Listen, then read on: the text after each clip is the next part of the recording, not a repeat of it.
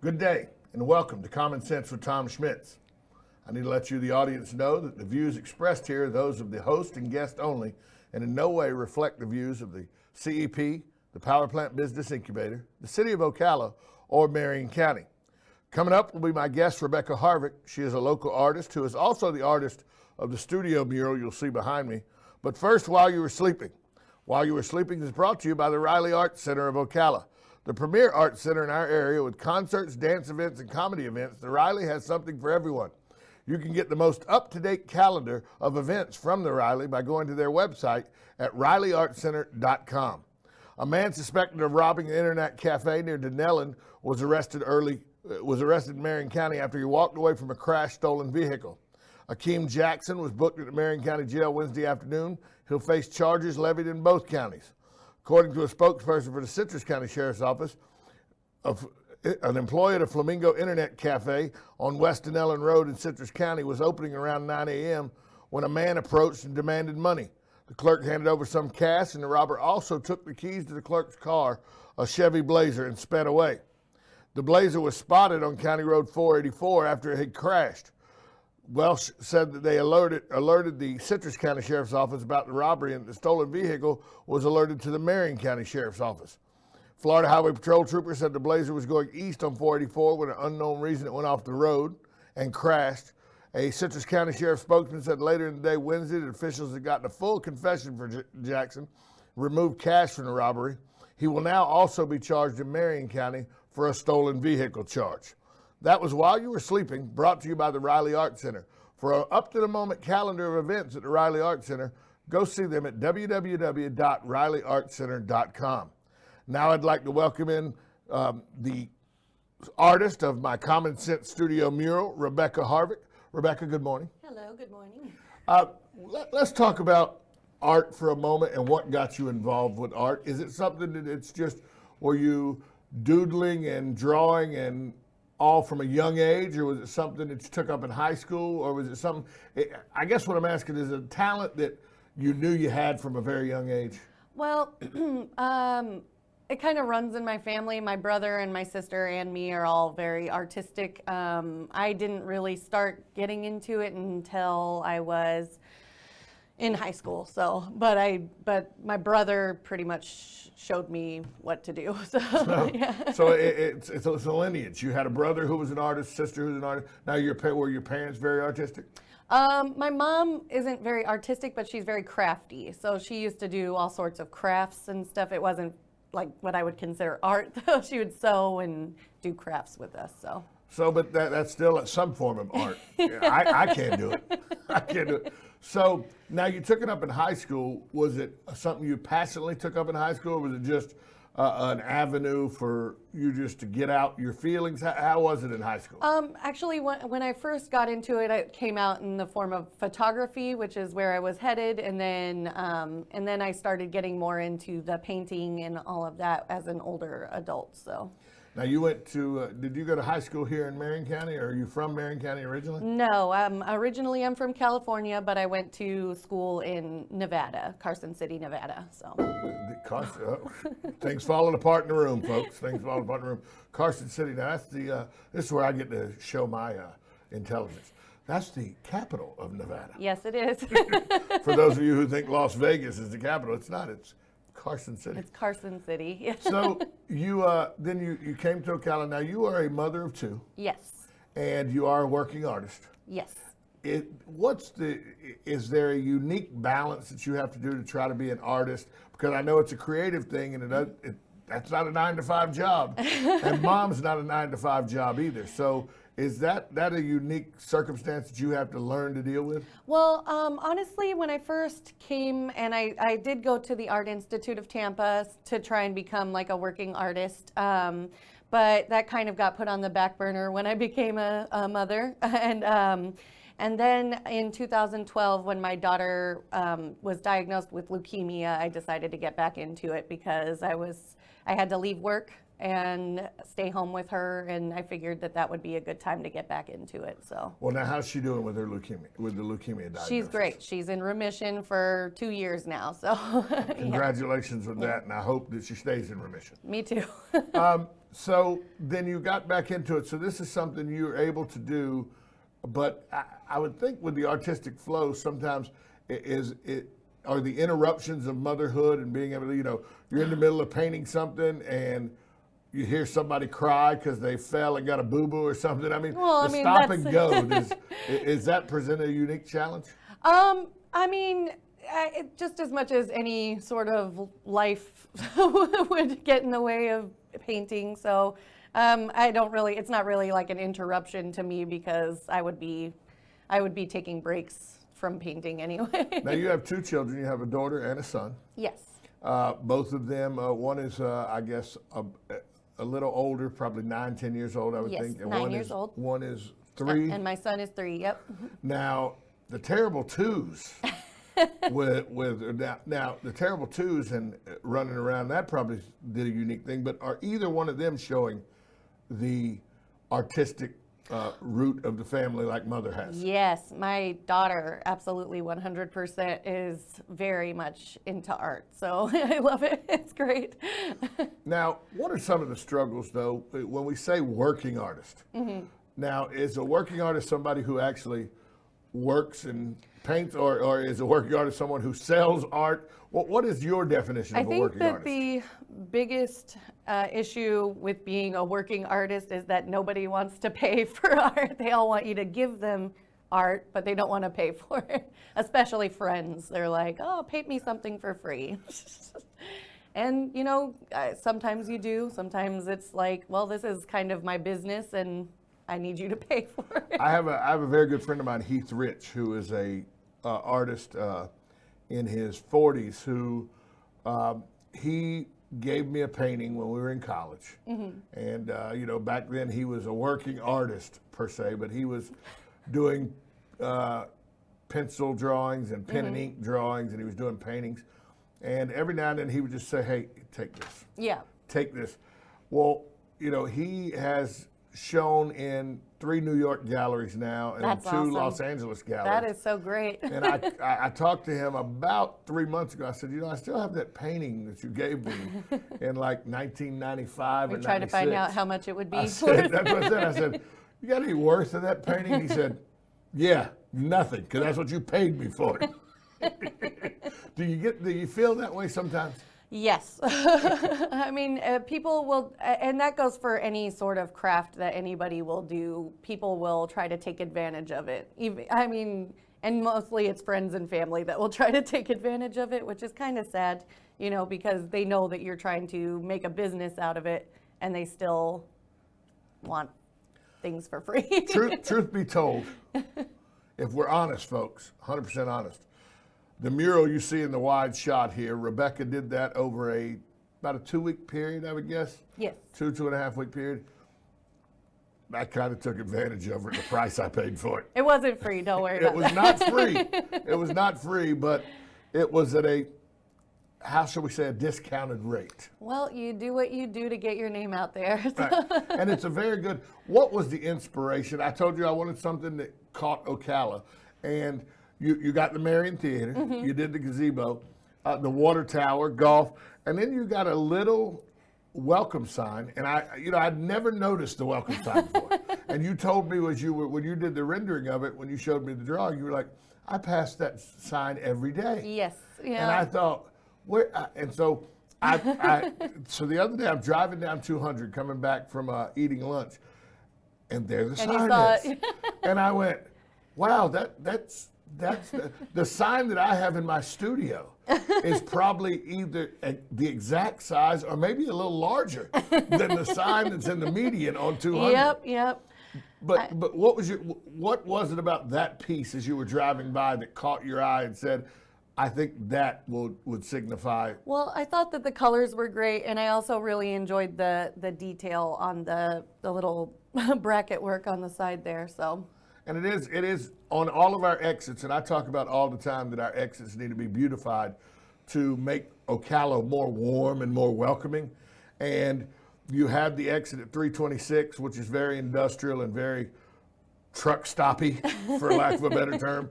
Then you have Highway 27, which when you get off those exits, you see a closed down hotel and everything right as you get off the exit. Yeah. Then you got 40, which is just more of kind of your lower end motels and a Waffle House and just not very inviting. Then you get off 200 and it's very retailish and everything. The only place that you see a sign that says, "Welcome to Ocala," is that little sign that you captured in the mural. Yep. And I think that's exactly what I'm talking about, people. To beautify the city of Ocala and to make it warm and welcoming, we need more things like the little sign that says Ocala, Yes. All America City, and not just these drab, unkept, grass-grown high, bushes out of control exits that we have in Ocala. Well, that goes all into city planning, I'm sure. Yeah, maybe we need to get more artists on the city planning board. We could come up with some ways to do things like that. Well, that would be great. Now, you recently became a member of the Marion Cultural Alliance. Yes. What is it? What do you see as a need for joining something like the Marion Cultural Alliance as an artist? What does it offer you as an artist? Oh, well, it definitely offers you the ability to show your work. I mean, you only pay a small fee and then you go in there and you're able to show your work every month. And that to me seems really great. Now, up until this Yeah. point, you pretty much shown your work on your smartphone. You bring it up and say, here's my That's work. the way I show off. So now, how many pieces do you think you have that if someone was interested in seeing some Rebecca Harvick art, how many pieces do you think you have available for people to view now? Well, at this moment, I have about 3 pieces for people to see because like I said, most of the paintings I've family. done, they're all been given to friends and family for free, so for birthdays and such. You know? Now, do you have a specific style of art, or do you? Because some people do still art, and some people do like Adolf Sering, who I'm a big fan of. He does field paintings with small children in lily fields and stuff like that. Do you have a certain type of art do you do? I'd say that my art is closer to pop art, but I also do drawings and paintings that aren't as much that. It just depends on who I am making the painting for. And you can do murals. Yes. Now, I didn't even know that until. Truth be told, she said this was the first mural. This was the first attempt at a mural, and I think it came out fabulous. I really do. And when I think about some of the perfect things I like, and you can't see it in the shot, but up at the top of the ceiling here is the gazebo, and there's the seal on the gazebo that I think is just perfect. You'll just I'll put a picture up on we'll take a picture up and put it up on our website so everyone can see it at a later time. Yeah, that seal's my favorite part too. Yeah, I love the seal of that on that gazebo. Who are some of your influences when you talk about art? Like I'm not artistic, but I'm a huge Dali fan. Oh yeah, I mean that's exactly what I was going to say. Salvador Dali is definitely up there. I mean he was so creative and he made his paintings from his dreams, which I think is incredible. I wanted to, if I could have just been in one of Dali's dreams, it would have been probably a fun time. I mean, if I had the ability to go to his museum in Spain, I believe, and it was incredible. I've been to the one in Spain and in St. Pete. I haven't been to the one in St. Pete yet. One in St. Pete ain't bad, but it ain't Spain. It's not the one in Spain. It ain't Spain. But Dali, I really loved Dali. I really loved Dali. I really like Van Gogh a lot. Oh well, yeah. I like Van Gogh a bunch. And then I like photography a lot. Yes, me But too. Growing up as a kid, my whole thought of the West, out West, was shaped by Louis L'Amour, the novel writer, Nice. writing his Westerns, and Ansel Adams, black and white photos. That's awesome. And so I thought that everything was black and white, and you rode on horseback and you grilled bacon and beans over I open mean, you fire. do. And that's how everybody in the West lived. As a little kid, I thought that's how everybody in the West lived. It's exactly how everybody. And by the in way, they West did lives. live that way in the 1870s, but I was not as a young kid, you don't think that of time differences and everything. So because my mother was a huge Ansel Adams fan. So we had Ansel Adams pieces hanging in our home all the time. And my mother, she liked him and, the Saturday Evening Post guy. I can't bring his name up now. It's gonna aggravate me, and it's gonna make me feel. Oh, it's gonna aggravate me. But so those are the type of people. But then my sister, who is 7 years older than me, she was a child of the late '60s and early '70s. She introduced me to a guy named Warhol. Oh well, Andy Warhol. Yeah. And his paintings led me to start looking at different, different things besides just the Ansel Adams types or the and I'm a huge Walt Disney fan. Don't get me wrong, huge Disney fan of the art that Disney does. But it led me, and that's what led me to Dolly. Yeah. And once I got to Dolly, I was like, I just okay, loved him because I'm he was here. such a weird guy. Was the first Dolly painting you saw, was it the same one that I saw, the one with the the melting clocks? Yeah, Yeah, of course, that's the most popular one. It's the one everybody sees first. There's the melting clocks and the elephants with the big long legs. But there's so much more to Dolly than just the melting clocks. Oh yeah. Well, I mean, I didn't know this until I started studying art further, that he also did film and all sorts of. He got into all sorts of different endeavors. So Dolly, I'm sure is one of your influences. Yes. Do you have other influences like in photography? Because you wanted to do photography first. Honestly, with photography, it wasn't about influences for me. It was about being able to sort of separate myself from reality in the kind of a way. So like when you're behind the camera, it's kind of like you're not there. You're just sort of a fly on the wall. And that's what I really enjoyed. It wasn't really about who I had seen and what I liked about that. It was about the act itself. What I found fascinating about photography, I took a class in high school with Mr. Smiley. Hi, Mr. Smiley. What I liked about photography is that you could, in the frame of a picture, catch an image that people would not realize. Like I lived on a dirt road in Jacksonville that I took some photos of, and people were like, wow, that's a very haunting road. Where is that road? And actually it was a very wide open road that wasn't very haunting at all, but the way I'd framed the picture with the trees hanging and everything, it looked like something that might be out of Walking Dead. It's awesome because you can turn everyday things into a work of art, and that's exactly what I like about it. So. Now, how many times do you catch yourself driving around our beautiful city here in Ocala and are taken by some of the photographic scenes you could be able to take pictures of? Oh, every day. It's all the time. The fields with the horses and everything. There's just so much to photograph here. I like, I don't know if you've ever driven down 8th Avenue. I'm sure I have. 8th Street, 8th Street Elementary and all. But as you go down that street into the historical district, they have huge oak trees on both sides of the road that create like a cathedral canopy as you go down 8th. And I've literally stopped in the middle of 8th Street before, got out of my car with my phone. And you have to take a picture, and taking photos. Exactly. Because the moon, if you do it at night, there's certain areas on 8th where the moon can, especially on a full moon, where it bleeds through perfectly. Yeah. And you'd have no idea you were in the middle of a town, the middle of a city. You would think you were out in the middle of nowhere on a haunting road or something. Yeah. It's well, really...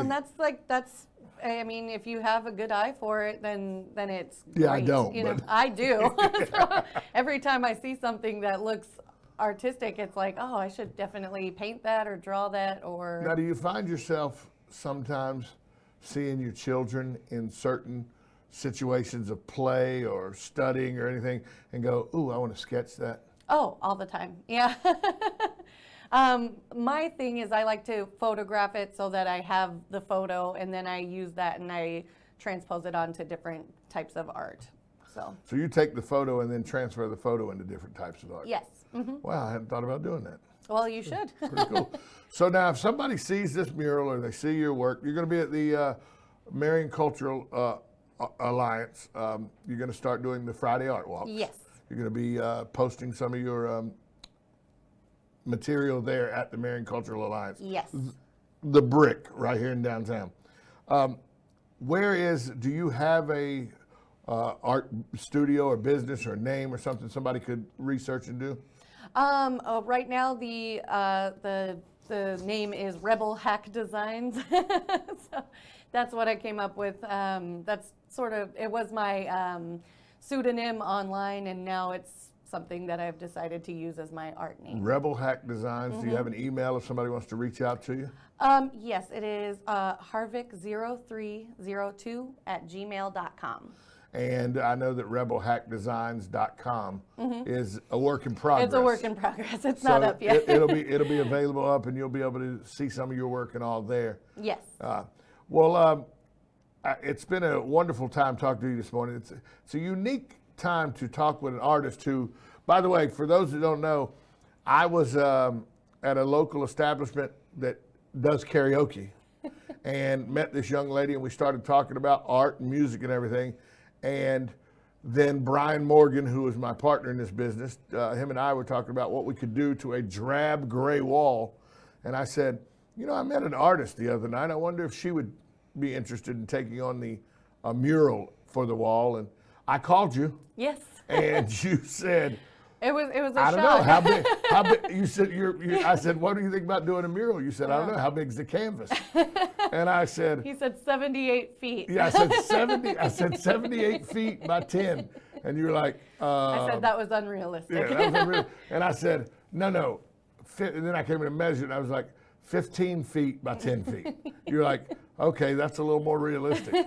But before we go, tell people, when you took this task on as your first mural, Yes. was it a little daunting, the size, once you got involved with it? 100%. Yes, I've never done a canvas this big, so it definitely was stressful, especially with the time constraints. I think you did a fantastic job. I think we're going to try to get more people to get murals by Rebel Hack Designs. Well, thank you. That would be great. Rebecca Harvick, thanks for being my guest this morning. Thank you for Hope having you'll me. come back again. I- Now, for this day in history. This day in history is brought to you by KT Entertainment. If you have a wedding reception, a birthday party, or any type of private gathering that you need musical entertainment, call KT Entertainment at 352-512-2611 or find them on the web at ktforfun.com. That's KT, the number 4, fun.com. Or you can find them on Facebook at KT Entertainment. On this day in history, January 26th of 1892, Bessie Coleman was born. Who's Bessie Coleman, you might ask? Well, Bessie Coleman is someone well known in the African American community. She was an American civil aviator. She was the first African American woman to hold a pilot's license. She is also the first African American woman to hold an international pilot license. She paved the way for what have been many African American pilots, women pilots, since she became the first. She was born on this day, January 26th of 1892. That has been your day, this day in history, brought to you by KT Entertainment. I'd like to thank my guest, Rebecca Harvick. I'd also like to thank Ryan Mace for pushing all the right buttons behind the scene. For both of them, I'm Tom Schmitz. Have a great day, everyone.